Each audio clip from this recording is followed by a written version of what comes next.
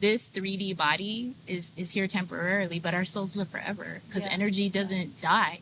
It just recycles. Yeah. It's a powerful manifestation tool. If people understand, when you shift your vibration to lower to higher, you're actually being able to tap in to an energy that says, I can manifest things much quicker. Right. So they can get out of a poverty lack state mentality, get beyond the fear, right? Get beyond the fear frequency, because that's how we self-sabotage, right?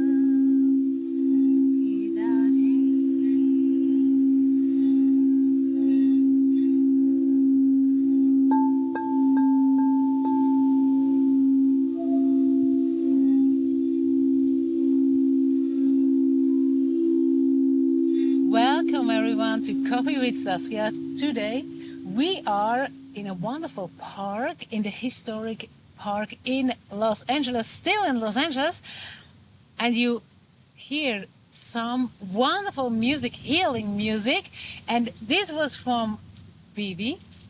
Hi Bibi, how are you today in this wonderful park outside? I feel so wonderful. Thank you for inviting me here today. With Thank Coffee you with for your Saskia. time.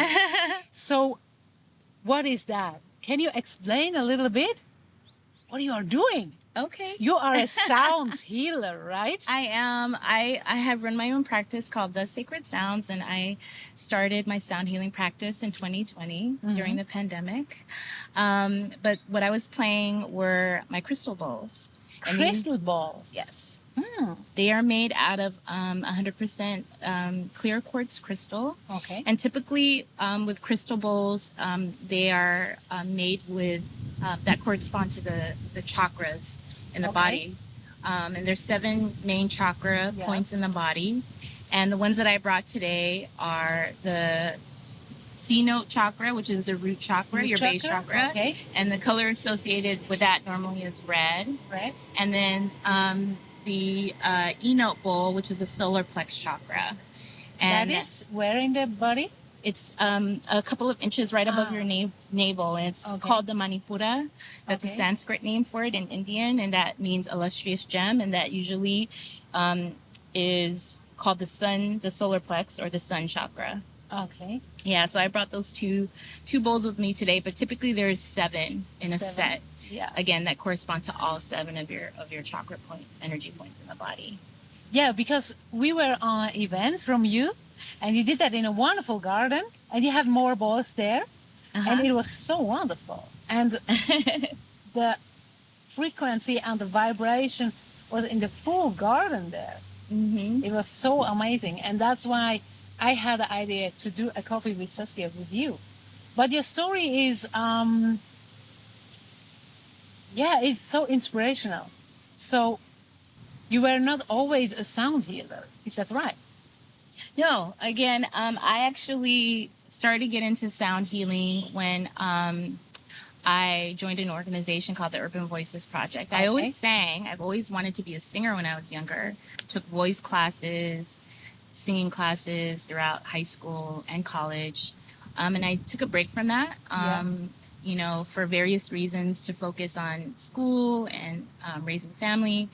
And then I got the calling to go back into music. I sang in church choir for many years as well. Yeah. And I wanted to stay connected with my community. So I went to my local music organization. They're a great organization that does amazing work in the Skid Row area of Los Angeles, which is an area that has many people that are disenfranchised and impoverished, and they offer a lot of great music programming, music classes, and they also have a choir ensemble. And so I joined the choir ensemble, and that kind of opened up a Pandora's box of searching who I am and how music relates to my life and getting back into the purpose of wanting to do music.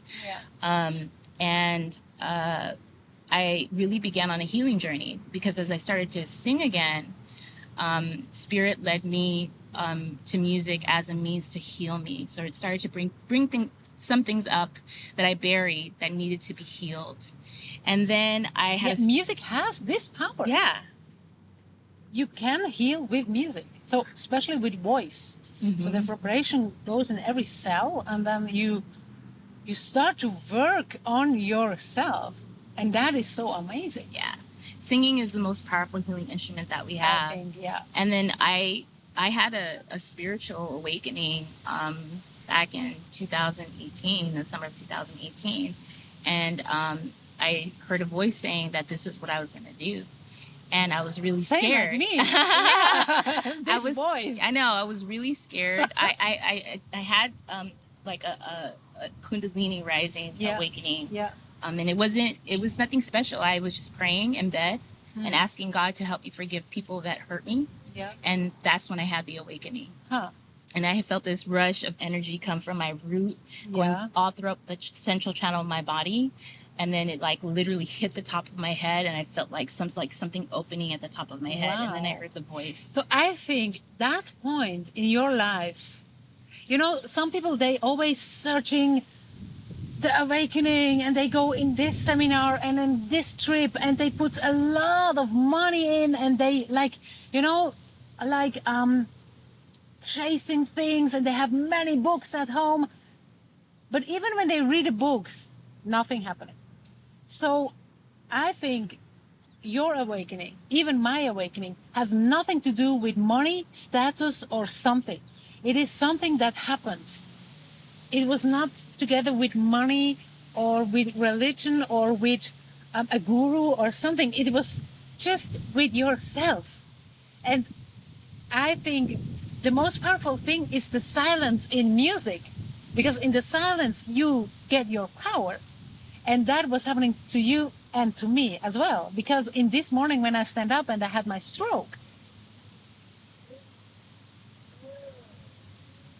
nothing was around me or was thinking, oh, I'm now in this status, or I have to read this book, or nothing. So every story is different.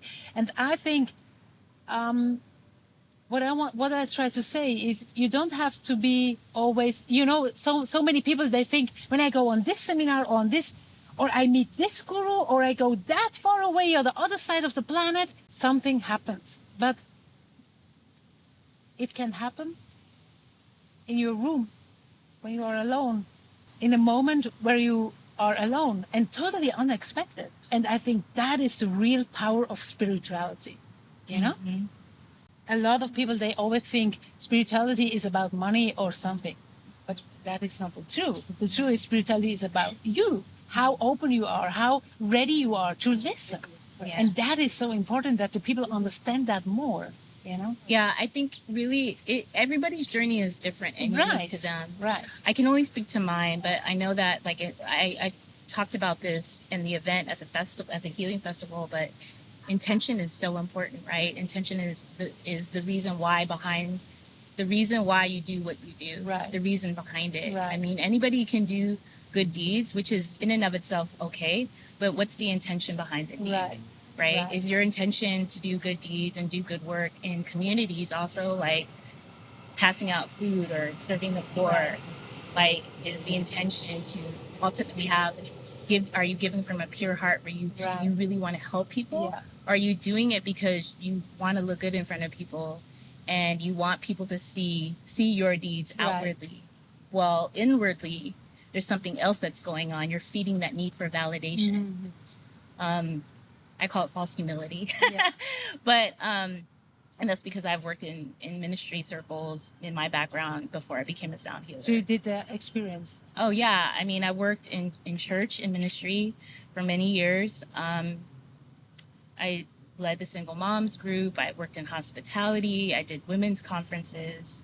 I worked at a local nonprofit here in Echo Park that does a lot of inner city urban ministry, where they pass out food to the poor, or they provide, beds for the homeless, or help families stay together if they're at risk of losing their families because they don't have basic necessities. And the work that a lot of these organizations do or churches do is amazing work, but it always comes down to the why, like what is the intention in your heart that leads you to do the kind of work, right?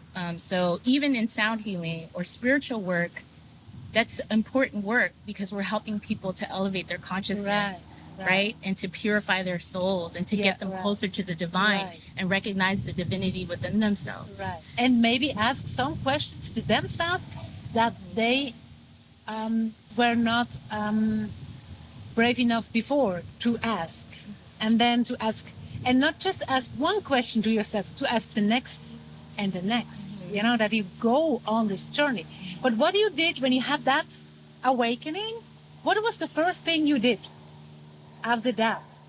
After I heard the voice, to be quite honest with you, I actually channeled my father, which was really crazy because I hadn't heard from my dad since he had passed away in 2012. And my dad and I had a very interesting relationship. We were very close, but he never supported me in my pursuit to go into the career of music and singing. He said something really profound to me when I was 17 years old. And I was in choir and I was wanting to go to New York. I wanted to go to Juilliard and I wanted to sing on Broadway or be an opera singer. And I told my dad, like, oh, this is what I want to do. Part of like our English class was to write an essay on like what we wanted to do in life. And I said, I wanted to be a singer. And my dad said, basically, well, he posed it as a question, but he meant it. He said it with the intention of discouraging me because he said it this way. He said, don't you know that you have to be talented to do that? He said it as a question and that discouraged me. And it was, the words were so cutting, even though it wasn't a direct insult, it was indirect. Because he made me question my gifting and my ability to do music, right?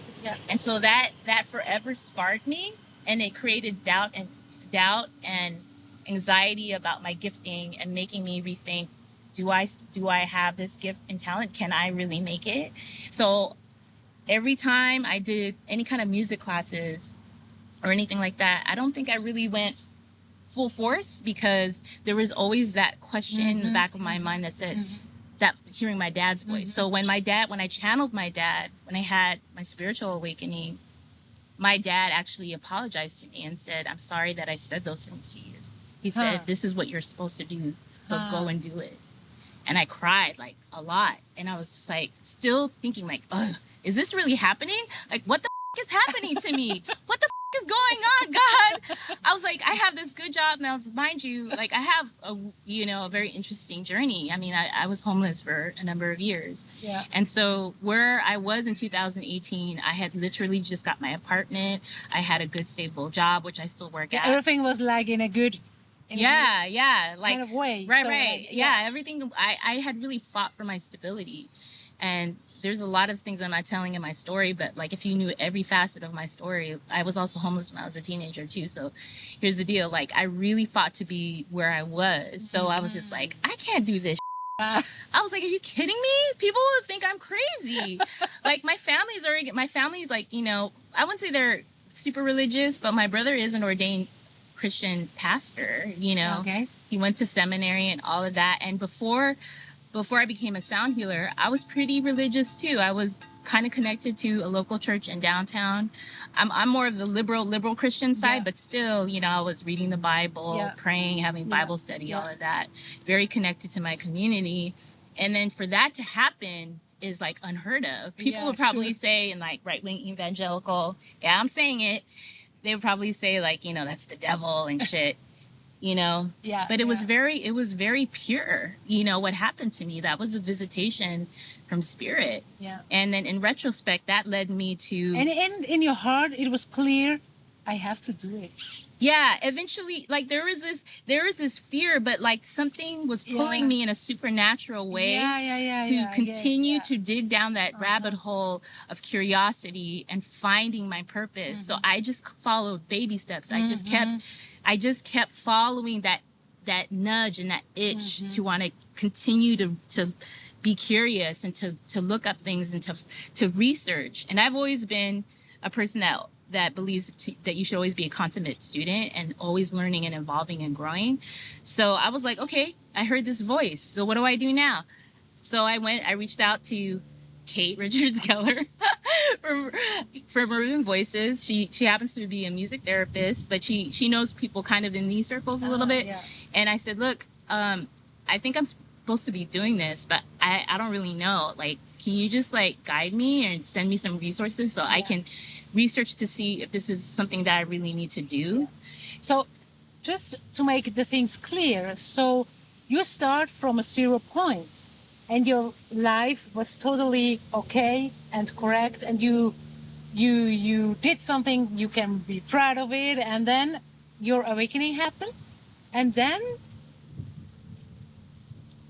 you feel inside you have to change that, and then you just did what is possible in your circle or in your in your frequency, kind of. So you ask some people how this works, can you connect me to these people, so that is good to know, because so many people, I think, they have an awakening, but then they don't know. They maybe think, oh, I want to have, for example, a bakery. And then they think, oh, how I rent a local. But you have to start in your kitchen and do the first recipe of your bakery thing, because sometimes you sabotage yourself and you have that big vision, but you don't get it that you have to do what is now in your circle. But because then the step and the next step, and then you get something from the bakery to try. You give some people and they say, hey, I know someone, you can go in this kitchen and maybe work there, And because the people have to understand that is a journey. And you can have like a vision, but this vision starts in your circle. And you have to do what you can do in this moment. And don't sabotage yourself and try things out. They are many, many, many steps away. And you cannot over jump the steps that you have to do, because you have to heal yourself from your back story. Even you say and then you did that. You try to connect with people. They are in the music healing point, and that is what you can do in this moment. And that is so important for the people, that they start somewhere and don't give it up by a vision.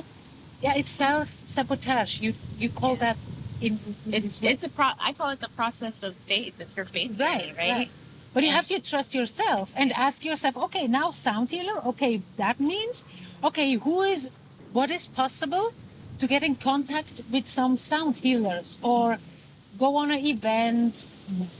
Just maybe for the first time you have to watch, to feel, but to go on the journey. That is what I'm trying to say. Yeah. Because many people, they have the vision, but they forget that is a way. You have to go the way. You cannot just, I want that, and then you jump from here to that, because you are not ready. You have to heal yourself first, and then you go on steps.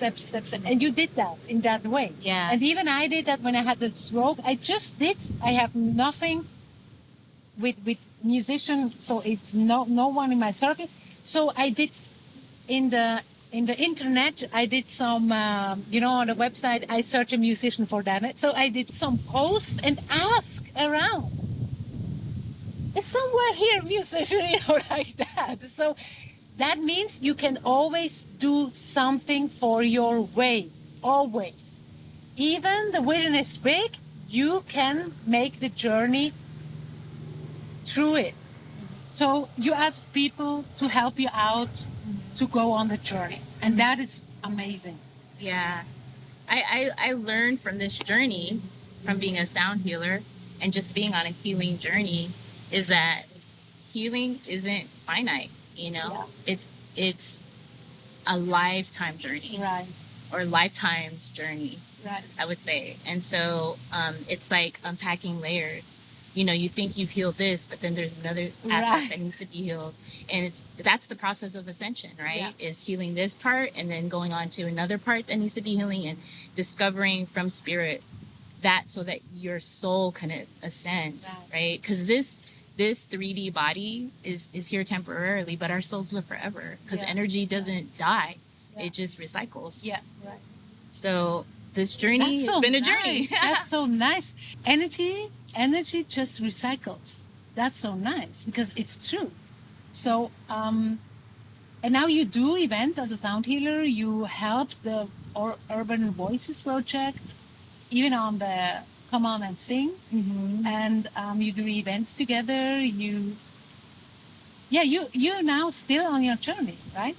I'm still on my journey. I mean, I'm in the midst of building my practice, and hopefully my dream is to have a healing practice in my own studio in the downtown area. I want to help many people, not just those that are impoverished, but my goal is to really reach people that are disenfranchised, because typically those are the individuals. We all need healing, but typically those that are disenfranchised are marginalized and experience the most trauma in this earthly realm. So they are the ones that need the most healing, but they're the ones that keep getting stuck and pushed down by society. And my hope is to make sound healing more prominent and a regular kind of conversation piece, that it's a normal thing, that it's not just a new aging thing or just for those people or this weird thing, that people understand the power of sound, not only to help heal and shift people's energy from lower vibrational, higher vibrational,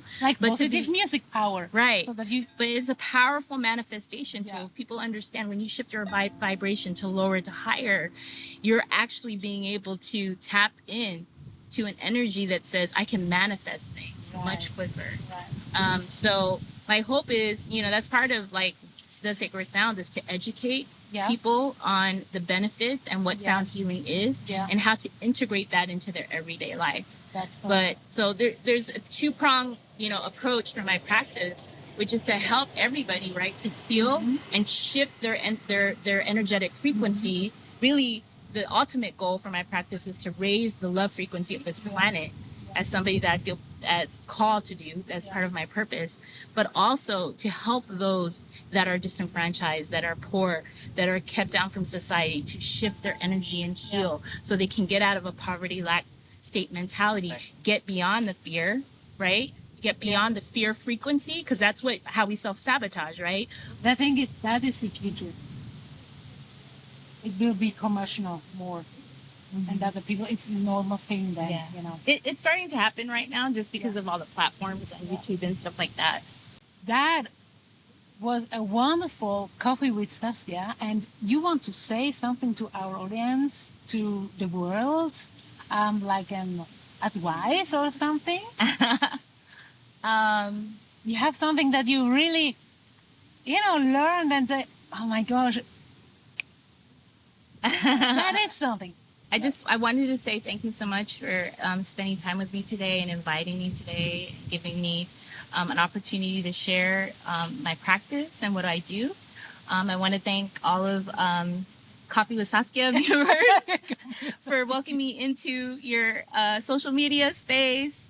Thank you so much. And I just wanted to say, Saskia really believes in, going after your dreams and not holding back. And so, if you have that dream in your heart, don't give up on it. Just keep on pushing through, and don't let fear stop you or hinder you. Just never give up, and just keep on going, and keep on sounding, keep on singing, and have a soundtastic day. Fantastic day. So thank you so much. Thank you, Bibi, that you share your wonderful time with us. That now we will do a little sound healing here. And I think that is a wonderful outro to listen a little bit from your sound. Sure. Right now. And thank you so much. And what can I say? She is awesome. Go for your dream and don't let yourself down because of lower frequencies.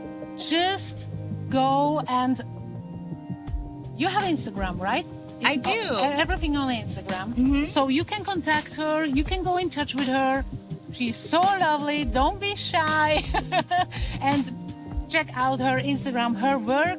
And yeah, let's do sound healing. Let's do it. I'm ready.